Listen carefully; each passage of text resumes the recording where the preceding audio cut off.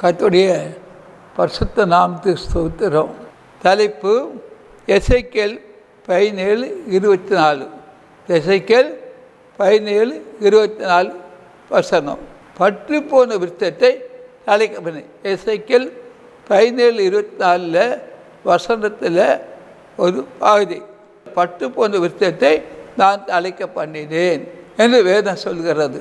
7 கண்டத்திலையும் எவ்வளோ உலகத்து விஞ்ஞானி இருக்காங்க, எந்த டாக்டர் இருக்காங்க, பிரசித்தி பெற்றவர்களாக இருக்காங்க, அந்த பெரிய ஆராய்ச்சியாளர் இருக்காங்க. பட்டு போன விருத்தத்தை யாரும் தலைக்க பண்ணதே கிடையாது. என்ன தலைக்கப்பட செய்ய முடியாது. பட்டு போன வருஷம் உளுத்து தூளாக போயிடும். ஆனால் வேதம் என்ன சொல்லுகிறது, பட்டு போன விருத்தத்தை தலைக்க பண்ணது. இந்த செய்தியை 7 கண்டத்திலிருந்தும் நீங்கள் பார்த்து கொண்டு இருக்கிறீங்க. உங்களுடைய வாழ்க்கையில் அநேக குடும்பங்களில் வாழ்க்கை பட்டு போச்சு, வாழ்க்கை பட்டு போச்சு, வாழ்க்கை பட்டு போச்சு. எது வாழ்வு இல்லை, எது வாழ்வு இல்லை, எது வாழ்வு இல்லை என்று நினைக்கிறாங்க. ஆனால் வேதம் சொல்கிறது, பட்டு போன உன் வாழ்க்கையை தலைக்க பண்ணினேன், பட்டு போன உன் வாழ்க்கையை தலைக்க பண்ணேன், பட்டு போன வாழ்க்கையை தலைக்க பண்ணேன். கடந்த நாட்களில் ஒரு குடும்பத்தினர் ஜெபிக்க வந்தார்கள். திருமணம் ஆகி டைவர்ஸும் ஆகிவிட்டது, பண்ணிக்கிட்டாங்க. அப்போது முடிஞ்சு போச்சு. ஏன்னா அவங்க வாழ்க்கை இருக்கா? இங்கே தொடர்ந்து ஜெபிக்க வந்தாங்க. 51 அதிசயம் ஜெபிட்டு அதுக்கு பிறகு கணவரும் மனம் திரும்பினார், அதே போல் மனையும் மனம் திரும்பினால் அவங்க வாழ்க்கை பட்டு கொண்டு வாங்க தலைத்தவங்க மறுபடியும் கணவனையாக வாழ்ந்து இப்போ ஒரு பையன் பிறந்திருக்கிறான். முதலாவது பெண்ணு இருந்து வாழ்க்கை பட்டு போச்சு, இப்போது பையன் மட்டும் வாழ்கிறாங்க. அவன் பட்டு போன விருத்தத்தை தலை தூங்க செய்த தேவன். பட்டு போன இந்த 7 கண்டத்திலிருந்து நிகழ்ச்சி பார்க்குறீங்க. பட்டு போன வாழ்க்கையை, லைஃப்பை இயேசு ஒருவர் தான் தலைக்க முடியும், இயேசு ஒருவர் தலைக்க பண்ண முடியும், இயேசு ஒருவர் தலைக்கணும். அவங்க விசுவாசத்தோடு வந்து பட்டு போன டைவர்ஸ் ஆன அந்த குடும்பம் மறுபடி வாழ்ந்து இப்போ ஒரு பையன் பிறந்திருக்கிறான் என்பதை உங்களுக்கு சொல்ல முடியும். ஒரு கரபா சங்கரபா ரிகரபாசியா. அப்படியானால் அறிவான தேவச்சனமே, இந்த நிகழ்ச்சியை 7 கண்டு பார்க்குறீங்க. உங்கள் வாழ்க்கையில் எதில் பட்டு போயிருக்கிறீங்க? பட்டு போன வாழ்க்கை தலைக்க பண்ணின தேவன் உன் வாழ்க்கையை தலைக்க பண்ணுவார், தலைக்க பண்ணிவிட்டார். இந்த நிகழ்ச்சியை பார்க்கும்போது நீ தலைக்க பண்ணிவிட்டார். அதே போல் தலைவர் சொல்லுவாங்க, திருமணத்தை ஒழுங்குபடுத்தப்பட்டது, பூவும் வச்சாச்சு, நிச்சயமும் பண்ணிட்டாங்க, திருமணம் போச்சு சொல்லுவாங்க. ஆனால் வேதம் என்ன சொல்லு தெரியுமா?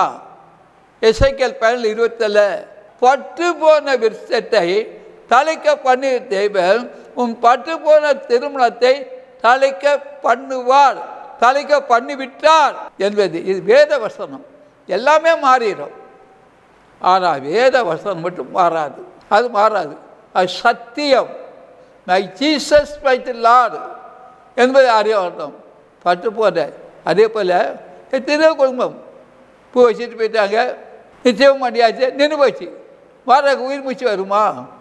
வராதா என்று சொன்னால் இயேசுக்கு நாமத்தை இருக்கும்போது என்றால் அதில் பட்டு போன விஷயத்தை தாளித்த வந்து பட்டு போன திருமணத்தை தாளிக்கப்படாது. அப்படி எத்தனையோ திருமணம் நடக்குது.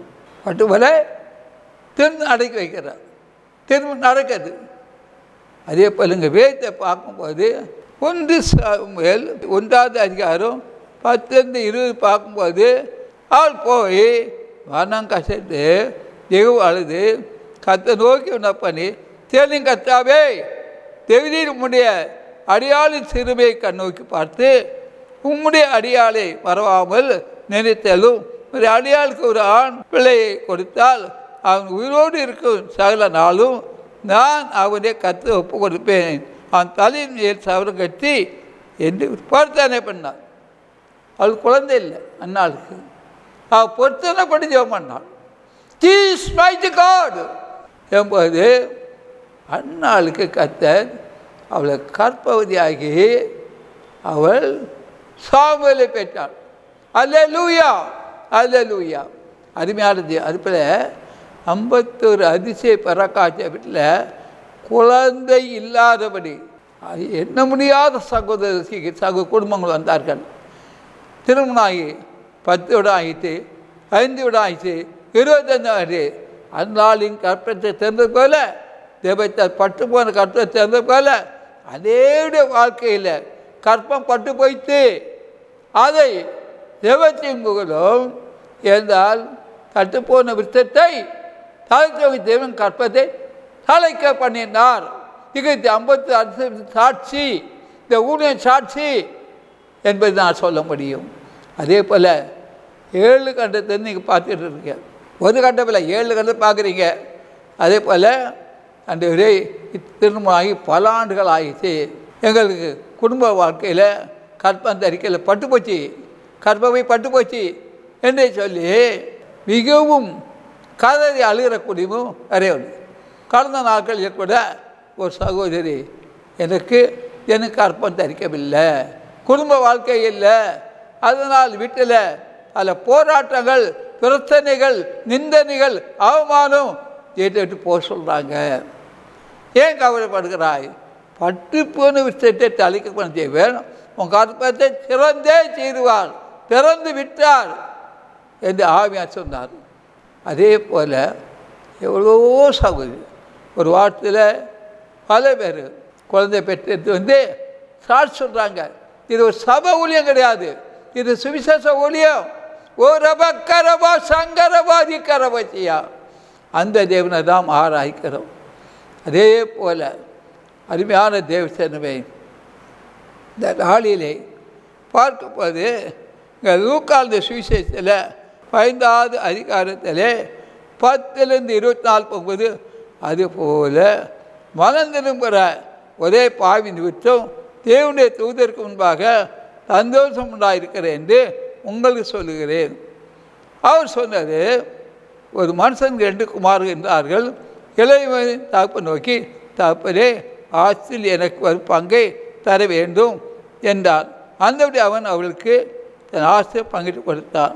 சில நாளைக்கு பின்பு இளையவன் எல்லாத்தையும் சேர்த்து கொண்டு தூரதேசத்து பொருட்டு போய் அங்கே துன்மார்க்கமாய் செய்வோம் பண்ணி தன் ஆஸ்தியை அழித்து போட்டான்.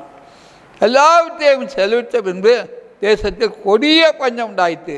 இப்போ குறைபட தொடங்கி இந்த தேச கொடிகளில் போய் ஒட்டி கொண்டான். அந்த கொடியான அவனை தன் வயல்களிலே பன்றி மேய்க்கும்படி அனுப்பினான். அப்போது பண்டிகை தின்கிற தவிட்டினாலே தன் வயத்தை நிரப்ப ஆசை இருந்தான்.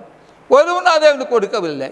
அவன் புத்தி தெளித்த போது அந்த ஆக்கூடிய கூலிக்கார எத்தனையோ பேருக்கு பூர்த்தியான சாப்பாடு இருக்கிறது, நானோ பசி நான் சாகிறேன், நான் எழுந்து என் தாமரத்துக்கு போய் தப்பதே பரத்து உரமாக உமக்கு உண்டாக பாவம் செய்தேன், இனிமேல் உம்முடைய குமாரன் என்று சொல்லப்படுறதுக்கு நான் பாத்திரன்ல, கூலிக்காரனில் என்னை வைத்துக்கொள்ள என்று சொல்லி எழுந்து புறப்பட்டு தன் இடத்தில் வந்தான்.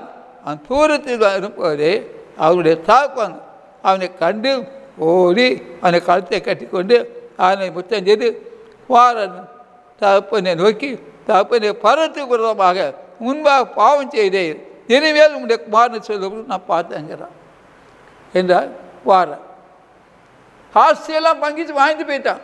என்றால் தாப்பட்ட உள்ள ஆசையை பாதி பங்கிட்டு போயிட்டான். 2 குமாரில் ஒருத்தன் வாங்கிட்டு போயிட்டான். இளையவன் போய் அவன் என்ன செய்தான் தெரியுமா? தூர தேசத்து அவனை அசத்தாவி தான் அந்த சொத்தை ப்ராப்பர்ட்டியை பங்கு வைக்க சொன்னது. அவருடைய அஸ்தாவி வந்துட்டு, அஸ்தாவி அப்படின்னா பாவத்தில் வந்தது, சாபத்தில் வந்தது, பிரச்சாரத்தில் வந்தது. அது அவனை தவறான வழிக்கு தூர எடுத்து கொண்டு போய் அவன் என்றால் துன்மார்க்கமாய் இந்த உலகத்திலே எத்தனையோ கோடி மக்கள் இருக்க எவ்வளோ துன்மார்க்கம் வாழ்கிறாங்க. இந்த துன்மார்க்கம் வாழ்ந்து அவன் ஆஸ்தியை இங்கே சாப்பிட்டு பங்கிட்டு போன ஆஸ்தியை அழித்து விட்டான். அழுத்தி விட்டு அப்போ அது அங்கே ஒரு ஒன்றுமே கொட்டி கொண்டான். கொட்டி கொள்ளும்போது அவன் சொன்னான், வயலில் வேலைக்கு அனுப்பினான். அதுக்கு ஒன்றும் மட்டும் இல்லை, அவனுக்கு ஆகாரம் கிடைக்கல. பன்றிக்குள்ளே சாப்பிட்டா நிறம் அதுவும் கிடைக்கல. அவன் கூலி ஆள் வேலைக்கு பன்றிக்குள்ளே தவறும் கிடைக்கல. அது அப்போது அவன் குறைபட தொடங்கி அப்போ தான் செஞ்சு அப்போ தான் புத்தி வந்தது. நீங்கள் இந்த நிகழ்ச்சியை 7 கட்டத்தில் ஒரு பார்த்துக்கிட்டு இருக்கீங்க. எத்தனை வீட்டில் அதிகாரம் பண்ணி சண்டை போட்டு தகராறு பண்ணி தாயை அடித்து தகப்பனை அடித்து அண்ணன் அடித்து தம்பியை அடித்து தகர்த்தி பங்கிட்டு போகிறீங்க. சொத்து ப்ராப்பர்ட்டி வந்து வந்து அபகரிக்கிறீங்க. தேவ சித்தம்லாம் அபகரிக்கிறீங்க. ஆனால் அதை வச்சு நீ உன்னால் காப்பாற்ற முடியல. கொஞ்ச நாட்களில் நீ அதை விற்று பாவத்துக்கு போய் சாபத்துக்கு போய் எல்லாம் அழிச்சிக்கிட்டு கடைசியில் இந்த கெட்டகுமாரன் எப்படி இருந்தான் ஒன்றும் இல்லாதபடி என்றால் கடைசி நேரத்தில் பன்றிக்குள்ளே தவறு கூட கிடைக்கல. அப்போ தான் புத்தி தெரிஞ்சது. அது தெரிஞ்சு மனம் திரும்பி அப்போ தான் சொல்லலாம், அதுவே நாம் பரத்துக்கு விரோதமாக என்ற குமார தாப்பு நோக்கி தாப்பதே பரத்து விரோதமாகவும் உமக்குந்தாகவும் பாவம் செய்து இனிமேல் உடைய குமாரன் என்று சொல்லப்படுக நான் பார்க்கிறேன்னு சொன்னான். அல்லேலூயா அல்லேலூயா. மனம் தான் பெரிய ஆசீர்வாதம் தெரியுமா? ஒரு என்ன முடியாத கோடி ப்ராப்பர்ட்டி இருக்கலாம், நிறைய வீடு இருக்கலாம், அது ஆசீர்வாதம் கிடையாது. மனம் திரும்புதலே பெரிய ஆசீர்வாதம். இன்றைக்கி எத்தனை மனம் திரும்புங்கள் பல ஒரு ஆசாபிக்கு. இன்றைக்கி எல்லோரும் போகிறாங்க, சாபிக்கெல்லாம் போகிறாங்க, பல வருஷம் நிற்கிறாங்க. ஆனால் மனம் திரும்ப அதுவும் கிடையாது. ஒரு கன்வென்ஷன் மீட்டிங் போயிருந்தேன், ஒரு ஆவடியில் கன்வென்ஷன் மீட்டிங் 4 நாள் மீட்டிங்கில் நான் இந்த மீட்டிங்கில் பேசும்படி இப்போ இல்லை, பல ஆண்டுகளுக்கு முன்னுக்கு. அப்போ அங்கே ஒரு வாலிப சகோதரி ஒர்ஷிப்பு நடந்துச்சு. அப்போ அது நான் பலிபீடத்தை ஏறும்போது இந்த செய்தியில் இந்த சகோதரி பலிபீடத்தை வெளியே போக சொல்லுன்னு சொன்னார். அப்போ அது நான் சொன்னேன், உன்னை பலிபீடத்தை ஏற சொன்ன யார்? நீ விபச்சாரம் பண்ணிட்டு வந்து பலிபீடத்தை ஏறி வைக்கிறியே எது ஆண்டு கேட்டார். ஒன்று அழ தொடர்ந்தார், போ வெளியே போனேன். ஏன்னா இன்றைக்கி சபைகளில் கூட பலிபீடத்தை கூட விபச்சாரம் பண்ணிட்டு பாவம் செய்துக்கிட்டு திருடிக்கிட்டு ஏமாற்றிட்டு அடுத்த சொத்தை திருடிக்கிட்டு என்றால் கோர்ட்டு கேஸில் போய் சாட்சி சொல்லி நிற்கிறாங்க. கெட்டாரம் போடுறாங்க, அதை போல் எல்லாம் பேட் அடிக்கிறாங்க, கீபோர்டு போடுறாங்க. ஆனால் எத்தனை பாவங்களில் இருந்து மனம் திரும்பாமல் இருக்கிறாங்க. அப்போ சவுர் சொன்னோடனே, ஐயோ நான் தப்பு பண்ணிட்டேன், ஏன் தப்பு செய்யாத, நீ பாவம் செய்யாத, பாவம் செய்யணும் அந்த பள்ளிக்கூடத்தை ஏறாத, உனக்கு ஏன் இந்த ஒர்ஷிப்பு நான் கேட்டேன். உன்னை இறங்கி அழுதிட்டு போயிட்டான். அருமையானது. அது போல் கெட்ட குமாரன் புத்தி தெரிந்து போகிறதான் மனம் திரும்பி அவன் என்ன சொல்கிறான் தெரியுமா? குமார தாப்பு நோக்கி தாப்பதே அறத்து விரோதமாகவும் உமக்கு முன்பாகவும் பாவம் செய், இனிமேல் மாறு என்று சொல்லப்படுகிற நான் பார்த்தேன்னு சொன்னான். மனம் திரும்புதல். மனம் திரும்பி தான் பெரிய வசதி. எத்தனை கிரவுண்டு வச்சுருந்தாலும் எத்தனை இருந்தாலும் பாவம் இருக்குமானால் எல்லாம் அழிஞ்சு போயிடும். ஒன்றும் இருக்காது, சீரவாக தான் இருக்கும். சீரன்னு கூட சொல்ல முடியாது. பாவம் எல்லாத்தையும் அழிச்சிடும். அப்படி என்றால் மனம் திரும்புதல் பெரிய ஆசீர்வாதம். வாழ்க்கையில் இன்றை லட்சணின் நாள், இதே அனுக்கிரக நாள், இயேசுவை சந்திக்க நாள். இந்த நாளிலே உன்னை ஒப்பு கொடுத்து மனம் திரும்புவாயானால் நிச்சயமாக கெட்ட குமாரன் மனம் திரும்புவது அவனுக்கு பெரிய ஆசீர்வாதம் கொடுத்தாங்க. குமாரன் தாப்பு நோக்கி அப்படியே பருத்து விரோதமாக பாவம் செய்தேன், இனிமேல் உம்முடைய குமாரன் என்று நான் பார்த்தேன்னு சொன்னான்.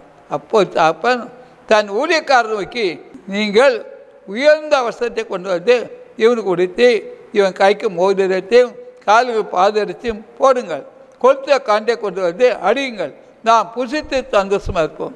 என் குமாரன் இவன் மறித்தான், திரும்ப உயிர்த்தான், காணால் போனால் திரும்ப காணப்பட்டான் என்ற அந்த அப்படியே சந்தோஷப்பட சொன்னார். இப்போ மனம் திரும்பும்போது அந்த தன் ஆத்மாவுக்கு சந்தோஷம் வருகிறது. ஒரு மகள் மனம் தரும்போது முதலால் ஆத்மீகத்தில் சந்தோஷம் வருது, அந்த வீட்டுக்கு சந்தோஷம் வருது, அந்த கிராமத்துக்கு சந்தோஷம் வருது, நகரத்துக்கு சந்தோஷம் இருக்குது, மாவட்ட சந்ததியை மனது தான் முக்கியமான ஆசீர்வாதம். அதைத்தான் பெரிய ஆசீர்வாதம். அதை தான் கெட்ட மருந்து அவனுக்கு பெரிய விருந்து பண்ணிட்டாங்க. எல்லாம் அவன் கேட்காத ஆசீர்வாதம் கொண்டு கொடுத்தாரு. இந்த நிகழ்ச்சியை 7 கட்டத்துலேருந்து பார்த்துக்கிட்டு இருக்கிறீங்க. பூரப கரபா சங்கரபாதி கரவச்சியா. அதனால் மனம் திரும்புங்கள், அது ராஜ்யம் சமீபம் என்று சொல்லுகிறது ஆண்டு. அப்படின்னு சொன்னால் கட்டகுமார வாழ்க்கையில் அவன் ஆத்மா பட்டு போயிருந்து பட்டு போச்சு. இவ் தலை துவங்காமல் இருந்தது. அவனுக்கு ஒரு விடுதலை கொடுத்தார். கெட்டுப்போன ஆத்மாவை உயிர்ப்பித்தார்.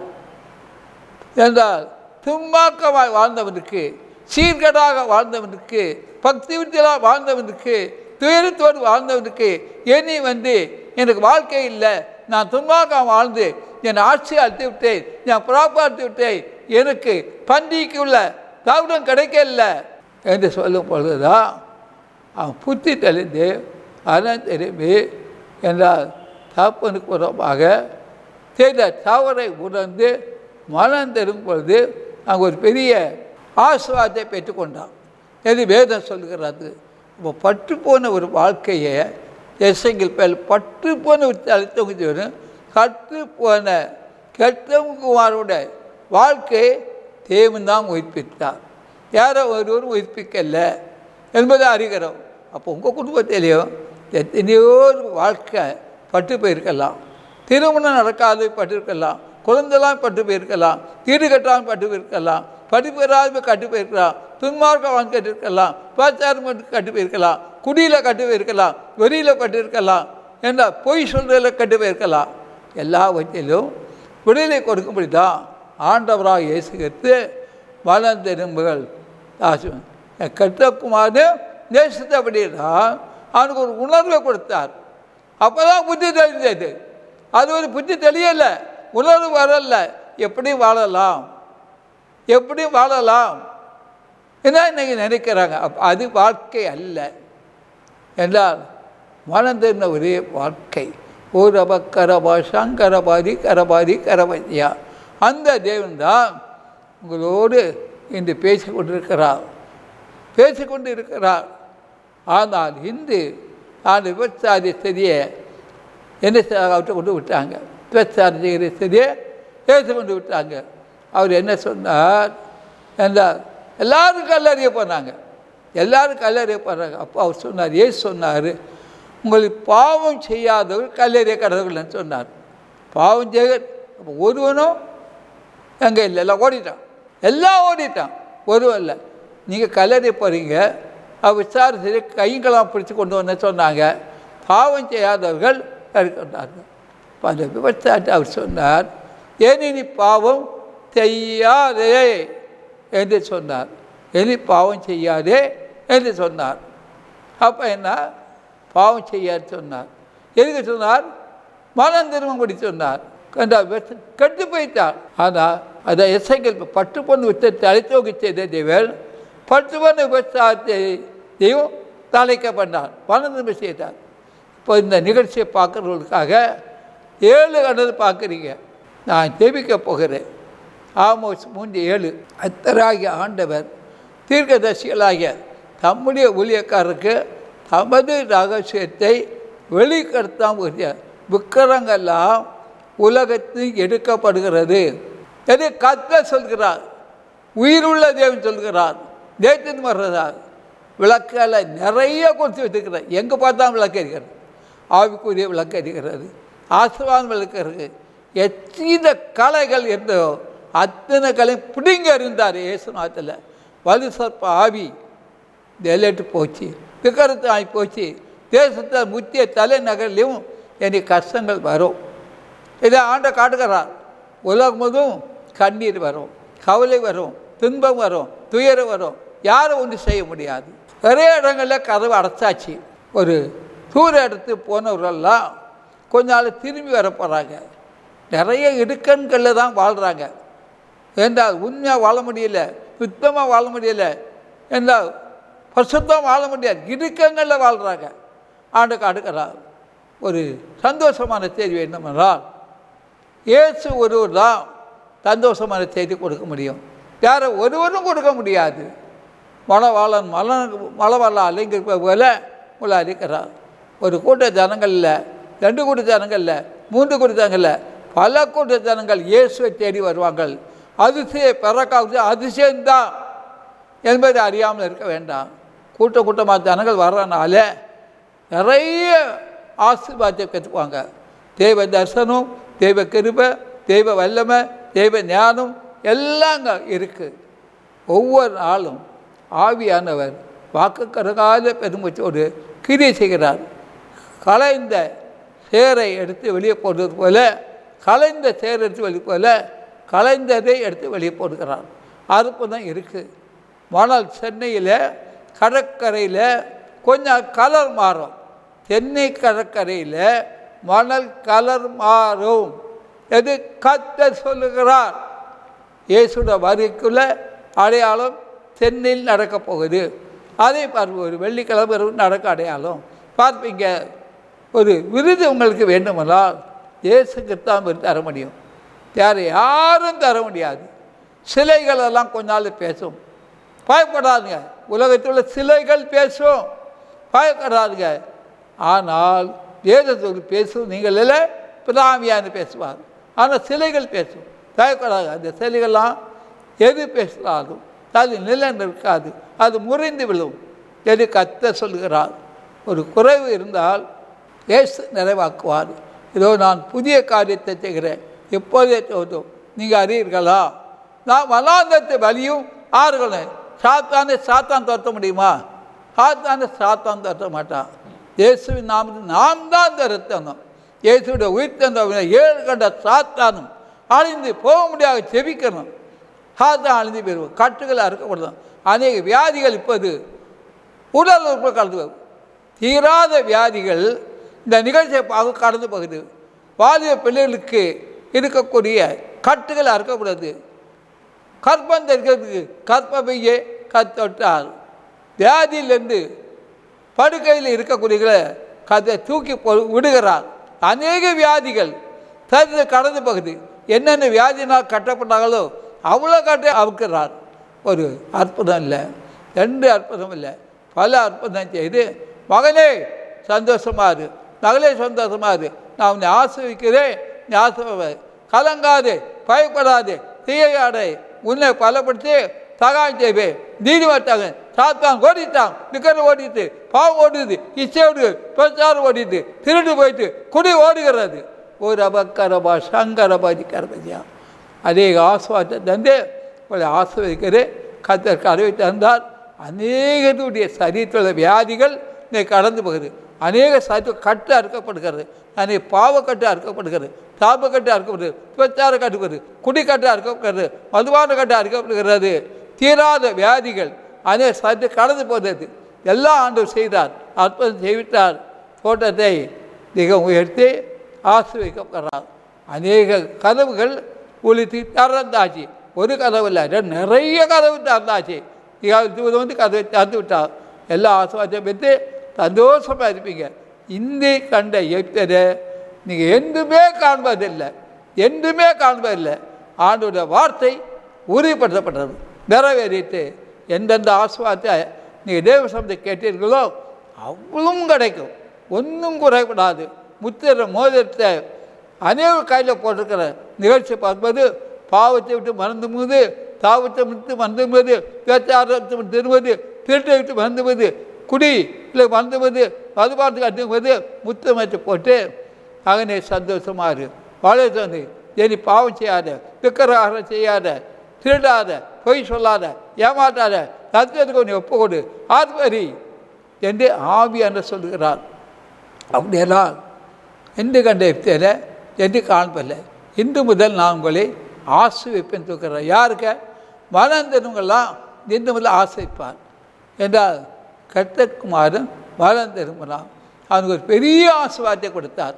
அதே போல் நீங்கள் மறந்தும் போது எந்தெந்த ஆசீர்வாதத்தை இழந்து போய் கிடைக்குமா கிடைக்காதா, நான் நாளைக்கு என்ன செய்வேன், இன்றைக்கு என்ன செய்வேங்கிறீங்களா, எல்லாம் கிடைக்கும். எல்லாம் உங்களை தேடி வரும். ஓரபா கரபா சங்கரபாதி கரபதியா. அஸ்தாவி அழிக்கப்பட்டது, கிற கோயிலாக அழிக்கப்பட்டது, சாத்தாவி கட்டிக்கப்பட்டது. கர்த்தர் உங்கள் மேய்ப்பராக இருக்கிறா, நீங்கள் தாட்சி அடையவில்லை. அவருடைய புல்லுள்ள இடங்கள் வைத்து நடத்துவார். 3 அற்புதத்தை நிகழ்ச்சியை பார்த்த ஒரே குடும்பத்துக்கு செய்திருக்கிறேன். இதை கண்டு சந்தோஷப்படுவீங்க.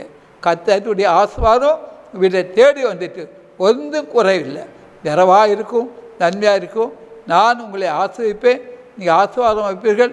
விளக்கை கொளுத்தி வச்சுட்டேன், விளக்கை எரிக்கிறது. அற்புதம் வந்தாச்சு, ஆச்சரியம் வந்தாச்சு, நன்மை வந்தாச்சு. தேசத்தில் உங்களுக்கு எந்தெந்த நன்மை செய்வதோ அவ்வளோ செய்துவிட்டு செய்யப்பட்டது கர்த்தரே செய்தார் என்ற நம்பிக்கையோடு இருங்கள். நம்பிக்கையுள்ள சிறைகளை அரணுக்கு திரும்புகள். தருவேன். பூ பூத்தாச்சு, காய் காய்ச்சாச்சு, கனியும் வந்தாச்சு. இனி ஒன்றுக்கும் கவலைப்படாதுங்க. நான் சொன்ன வார்த்தை உறுதிப்படுத்தப்பட்டது, நிறைவேறித்து. அது ஆமென்று ஆமென்று இருக்கு. ஒரு கூட்டமாக ஜனங்கள் வர்றதுனால 58 இடம்தான் இல்லை. எல்லா புக்கரும் ஒழிக்கப்பட்டது, எல்லா சாத்தம் அறுக்கப்பட்டது. அவிசுவாசம் போய்த்து, விசுவாசம் போய்த்து, பாவத்தின் சம்பளம் மரணம், பாவம் போய்த்து, சாபம் போய்த்து, விக்கிரம் போய்த்து, எல்லோரும் ஆசீர்வாதமாக இருக்கும்படி தேவன் வலது கத்தை நீட்டி உங்களை ஆசீர்வதிக்கிறார். குத்தைக்கு எடுப்பது போல இந்த இடத்தை யார் குத்தைக்கு எடுக்க முடியாது. தேவ தரிசனம் தான் இருக்குது, கிருபை இருக்குது. எல்லா ஆசீர்வாதத்தையும் நிரப்பி நிரப்பி நிரப்பி நிரப்பி அளிக்கிறார். அபிஷேகம் வல்லமை இறங்குது, அக்கினி இறங்குது, கிருபை இருக்கிறது. ஆவிக்குரிய 9 வரமும் இந்த ஊழியத்தை செயல்படுகிறது என்பதை யாரும் அறியாமல் இருக்காண்டாம். எல்லோருக்கும் ஆசீர்வாதம் தந்து சந்தோஷத்தையும் சமாதானத்தையும் அற்புதத்தையும் உங்கள் ஆண்டு செய்தால் என்னை ஒரு குறைவும் இருக்காது, நிறைவாக இருக்கும், நன்மை தான் இருக்கும், தீமை யாருக்கும் கிடையாது. கர்த்தர் ஆசீர்வதிக்கிறார். இந்த நிகழ்ச்சியை பார்க்குற ஒவ்வொருவரையும் தனித்தனியாக ஆசீர்வாதம். இந்த ஊழியத்துக்காக ஊக்கமாக ஒவ்வொருவரும் 5 நிமிஷமாக ஜெபம் பண்ணுங்க. சனிக்கிழமை நடக்கும் உபவாசம் கொடுத்து வாங்க. ஒரு அதிகாலை செலுத்தி தேவனுடைய வார்த்தை தேவை வேண்டுமானால் அந்த தனித்தனியாக ஜெபம் பண்ணுங்க. எல்லா வரங்களுக்கும் செயல்படும். அந்த மோசோடு முகாம் பேசுவார். கர்த்தர் தேவங்களை ஆசைப்பார். ஆமே ஆமே. அதிசய பெராக்கா தீர்க்க தரிசன ஊழியத்தின் 30வது ஆண்டு ஆலய பிரதிஷ்டை விழா நாள் 2/10/2024 புதன்கிழமை காலை 10:30 மணி முதல் பிற்பகல் 2 மணி வரை நடைபெறும் இடம் அதிசய பெராக்கா தீர்க்க தரிசன ஊழியம் எண் 71 மௌனசாமி தெரு, அம்பத்தூர், சென்னை 53. துதி ஆராதனை சுவிசேஷகர் டி. செல்வன் அவர்கள். தீர்க்க தரிசன செய்தி அளித்து உங்களுக்காக ஜெபிக்க இருக்கிறவர் தீர்க்க தரிசனம் மற்றும் சுகம் அளிக்கும் வரத்தை பெற்ற தீர்க்கதரிசி எஸ். தங்கசாமி அவர்கள். சபை பாகுபாடின்றி அனைவரும் இந்த ஆலய பிரதிஷ்டை விழாவில் கலந்து கொள்ளுமாறு உங்களை அன்புடன் கேட்டுக்கொள்கிறோம். மேலும் விவரங்களுக்கு தொடர்பு கொள்ள எஸ். தங்கசாமி. தொலைபேசி எண் 0444274550, 044426574551. செல்போன் 9383344445. மேலும் தேவ ஊழியரை நீங்கள் தனித்தனியாக சந்தித்து ஜெபிக்க விரும்பினார் ஒவ்வொரு நாளும் அதிகாலை 5 மணி முதல் காலை தொழுகையில் நீங்கள் கலந்து கொண்டு சகோதரர் அவர்களை சந்தித்து ஜெபித்துக் கொள்ளலாம். மேலும் விவரங்களுக்கு தொடர்பு கொள்ள சுவிசேஷகர் எஸ். தங்கசாமி. தொலைபேசி எண் 26574550,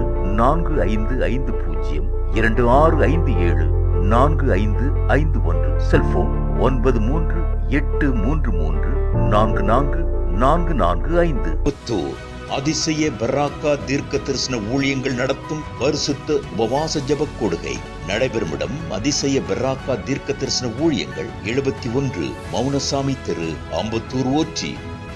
இதில் சிறப்பு ஜெபம் மற்றும் தேவ செய்தி அளிக்க இருக்கின்றவர் தீர்க்கதரிசி சுவிசேஷகர் எஸ். தங்கசாமி அவர்கள். அன்பானவர்களே, இந்த உபவாச கூட்டத்தில் கலந்து கொண்டு தேவ ஆசீர்வாதங்களை பெற்று செல்ல அன்புடன் அழைக்கப்படுகின்றீர்கள். தேவைகளுக்கும் மேலும் ஆலோசனைகளுக்கும் நீங்கள் தொடர்பு கொள்ள வேண்டிய முகவரி சுவிசேஷகர் எஸ் தங்கசாமி, 71, மௌனசாமி தெரு, ஆம்பத்தூர் ஊர்ச்சி, சென்னை 53.